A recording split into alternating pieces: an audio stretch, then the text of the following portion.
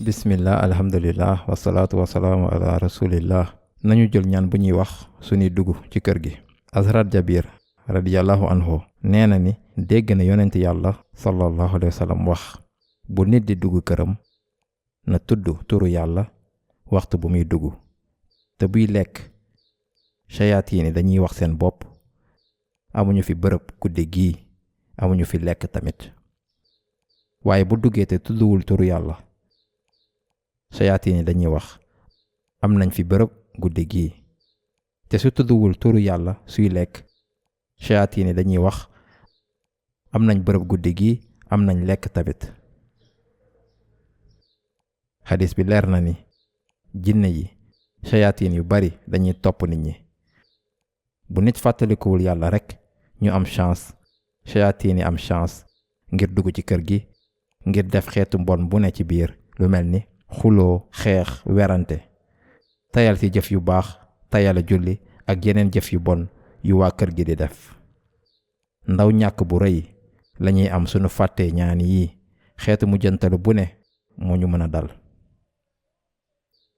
Abu Malik Ashari radiyallahu anhu wax na ni yonent bi sallallahu alayhi wa sallam nee na su nit di dugg këram dafa war a wax allahumma inni as'aluka xayral mawliji wa xayral maxriji bismillahi walajna wa bismillahi xarajna wa alallahi tawakkalna mu daldi nuyoo waa këram boo duggee ci kër gi ba pare.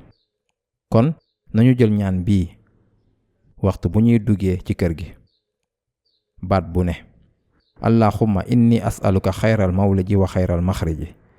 yàlla maa ngi lay laaj lu baax ci sama dugg bi ak lu baax su may génn.